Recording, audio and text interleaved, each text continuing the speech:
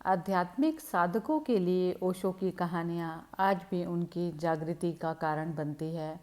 ओशो की कहानियों में से मुझे एक कहानी स्मरण में आती है। कोरिया में एक भिक्षुणी स्त्री, एक सन्यासिनी, एक रात एक गांव में भटकती हुई पहुंची। रास्ता भटक गई थी और जिस गांव में पहुंचना चाहती थी वहां ना पहुंचकर दूसरे गांव में पहुंच गई। उसने जाकर एक घर का दरवाज़ा खटखटाया। आधी रात थी, दरवाज़ा खुला, लेकिन उस गांव के लोग दूसरे धर्म को मानते थे और वह भिक्षुणी दूसरे धर्म की थी। उस दरवाजे के मालिक ने दरवाज़ा बंद कर लिया और कहा, देवी, यह द्वार तुम्हारे लिए नहीं है।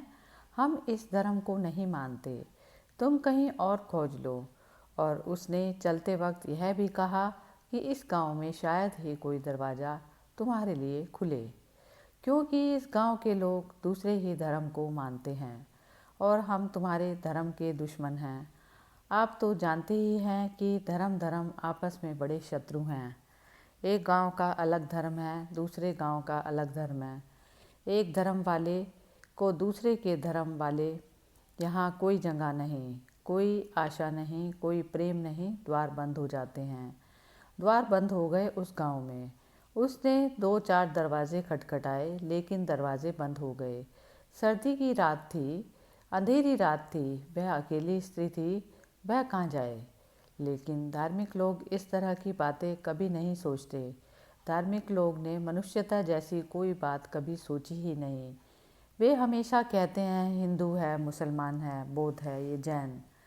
आदमी का सीधा मूल्य उनकी नज़र में कभी नहीं रहा। उस स्त्री को वह गांव छोड़ देना पड़ा। आधी रात वह जाकर गांव के बाहर एक पेड़ के नीचे सो गई। कोई 2 घंटे बाद ठंड के कारण उसकी नींद खुली। उसने आँख खोली। ऊपर आसमान तारों से भरा था। उस पेड़ पर फूल खिले थे। रात के खिलने वाले फूल, उनके सुगंध चारों ओर फैल रही थी। पेड़ के फूल चटक रहे थे, आवाज़ आ रही थी, फूल खिलते चले जा रहे थे। वह आधी घड़ी मौन उस पेड़ के फूलों को खिलते देखती रही, आकाश के तारों को देखती रही। फिर दौड़ी गांव की तरफ। फिर जाकर उसने उन दरवाज़ों को खटखटाया जिन दरवाज़ों को उनके मालिकों ने बंद कर लिया था। आधी रात फिर कौन आ गया। उन्होंने दरवाजे खोले। वह भिक्षुणी खड़ी है। उन्होंने कहा, हमने मना कर दिया, यह द्वार तुम्हारे लिए नहीं है, फिर दोबारा क्यों आई हो। लेकिन उस स्त्री की आंखों से कृतज्ञता के आंसू बहे चले जा रहे थे। उसने कहा, नहीं, अब द्वार खुलवाने नहीं आई, अब ठहरने नहीं आई, केवल धन्यवाद देने आई हूँ। अगर तुम आज मुझे अपने घर में ठहरा लेते तो रात आकाश के तारे और फूलों को चटक कर खिल के देखना से मैं वंचित रह जाती।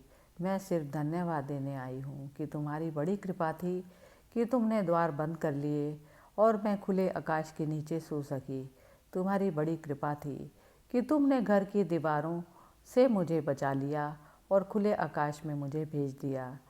जब तुमने भेजा था तब तो मेरे मन को लगा था कि कैसे बुरे लोग हैं। अब मैं ये कहने आई हूँ कि कैसे भले लोग हैं। इस गांव के मैं धन्यवाद देने आई हूँ। परमात्मा तुम पर कृपा करे।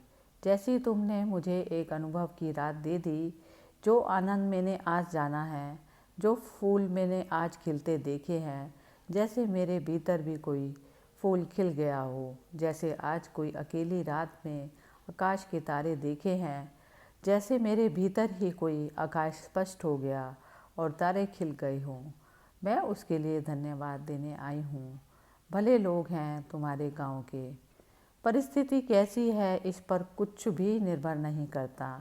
हम परिस्थिति को कैसे लेते हैं इस पर निर्भर करता है।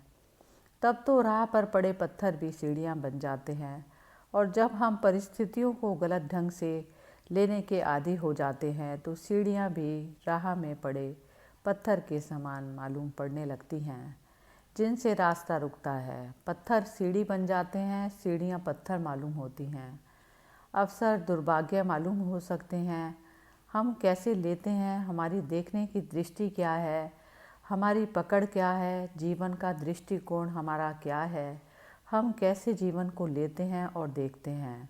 आशा भर कर जीवन को देखें, साधक अगर निराश से जीवन को देखेगा तो गति नहीं कर सकता। आशा से भरकर जीवन को देखें, अधैर्य से भरकर अपने जीवन को देखेंगे तो मन को साधक एक कदम आगे नहीं बढ़ा सकता।